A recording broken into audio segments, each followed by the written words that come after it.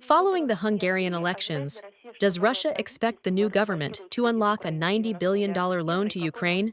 And how might the Kremlin respond to this?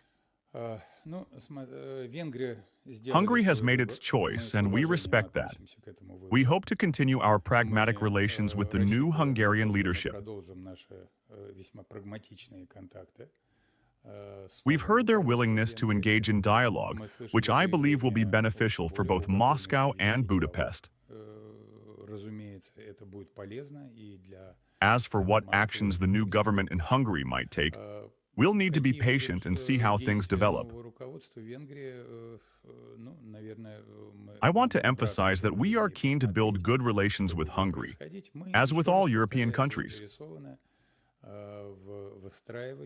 We understand that, unfortunately, reciprocity from European nations is lacking.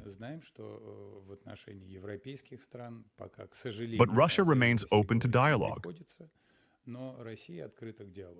Tell me, what are the prospects for a friendship centered around an oil pipeline now? Do you think Hungary or someone else in Europe might need it? You should ask Hungary and others in Europe about that. Russia is and will remain one of the most dependable suppliers of energy resources worldwide. In this respect, Russia's role cannot be overstated. In your opinion, how does the outcome of the election influence the development of the Russian-Ukrainian conflict? I don't believe this has any bearing on the future progression of the Russian-Ukrainian conflict.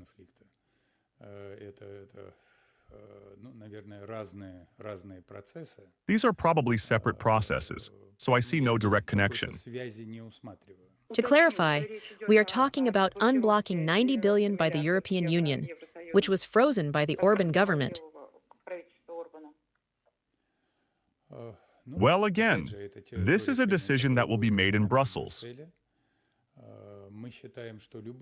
We believe that any actions that serve to fuel the militaristic and pro-military ambitions of the Kyiv regime are steps that hinder efforts towards a peaceful resolution. However, the Europeans do not conceal their overall stance of prolonging this war, in order to contribute in every way possible to its continuation. Our goal is to achieve our objectives in Ukraine.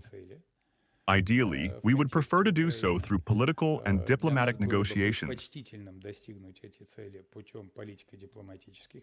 Until these negotiations yield results, a special military operation will continue. Is Russia's offer regarding enriched uranium, specifically accepting Iranian enriched uranium, still on the table? This proposal was put forward by President Putin during discussions with both the United States and regional states. The offer remains valid, but there has been no request for it.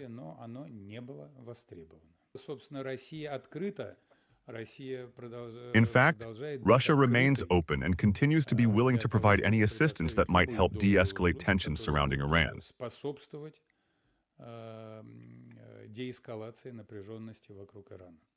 How would you comment on Trump's decision to blockade the Strait of Hormuz with U.S. forces, preventing ships heading to Iranian ports from departing, and paying Iran the so-called duty?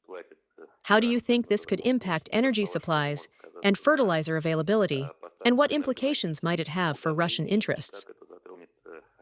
Most likely, such actions will continue to have a negative impact on international markets. This can be confidently assumed. However, many details remain unclear and incomprehensible. So I would prefer to withhold any substantive comment at this stage.